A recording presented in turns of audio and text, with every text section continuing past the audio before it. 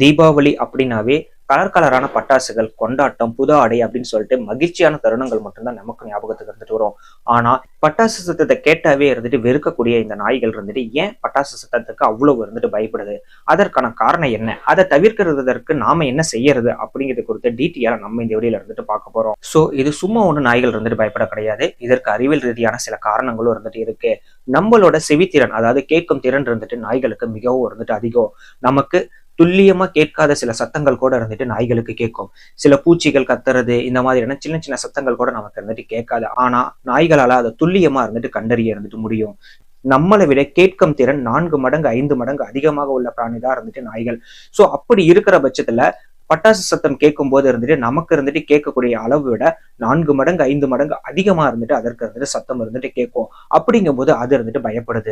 So பட்டாசு சத்தம் கேட்கும் போது இருந்துட்டு இங்க பட்டாசு வெடிக்கிறாங்க, இப்ப தீபாவளி, இப்ப பட்டாசு சத்தம் வரும் அப்படின்னு சொல்லிட்டு நமக்கு ஆல்ரெடியே இருந்துட்டு தெரியும். நார்மலா அமைதியா இருக்கிற ஒரு சமயத்துல திடீர்னு ஒரு சத்தம் இருந்துட்டு ஏற்பட்டுச்சு அப்படின்னா நாமளே இருந்துட்டு பயப்பட செய்வோம். ஆனா பட்டாசு சத்தத்தப்போ இருந்துட்டு மனிதர்கள் பயப்படாம இருக்கிறதற்கு காரணம் இருந்துட்டு பட்டாசு இருந்துட்டு வெடிக்கப்படும், இந்த சத்தம் இருந்துட்டு கேட்கும் அப்படிங்கிறதுக்கு தகுந்தவாறு நம்ம மூளை இருந்துட்டு ஆல்ரெடியே ப்ரிப்பேர் ஆகிருக்குது. அதனால அந்த சத்தத்துக்கு நம்ம பெருசா இருந்து ரியாக்ட் பண்றது இருந்துட்டு கிடையாது. ஆனா நாய்கள் இருந்துட்டு அந்த மாதிரி அதால இருந்துட்டு ப்ரிப்பேர் இருந்துட்டு பண்ண முடியாது. பொதுவாகவே விலங்கினங்கள் இருந்துட்டு பாத்தீங்க அப்படின்னா இந்த இடி சத்தம், அப்புறமேட்டு பட்டாசு சத்தம், பாம் சத்தம், இந்த மாதிரியான மிகப்பெரிய ஒரு சத்தம் அப்படின்னாவே இருந்துட்டு அது ஆபத்தை விளைவிக்கக்கூடிய சத்தமா தான் இருந்துட்டு அது அறிந்து கொள்ளும். சோ அப்படி இருக்கும்போது பட்டாசு சத்தமும் ஏதோ மிகப்பெரிய ஒரு ஆபத்து இருந்துட்டு வந்திருக்கு அப்படிங்கிற மாதிரி தான் இருந்துட்டு நாய்கள் இருந்துட்டு நினைக்குது.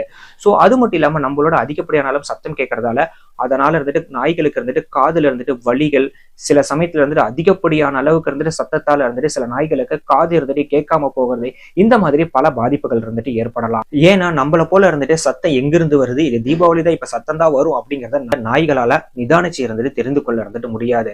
அதை பொறுத்த வரைக்கும் சத்தம் அப்படின்னாவே, அதிகப்படியான சத்தம் அப்படின்னாவே ஏதோ ஒரு ஆபத்துக்கான அறிகுறியா தான் இருந்துட்டு அது நினைச்சுக்குவோம். சோ இந்த மாதிரி சமயத்துல இருந்துட்டு நீங்க டாகை எப்படி சேஃபா இருந்துட்டு பாத்துக்கிறது? இதோடைய ஃபுல் வீடியோவை பார்க்க கீழே இருக்க ப்ளே பட்டனை கிளிக் பண்ணி பாருங்க.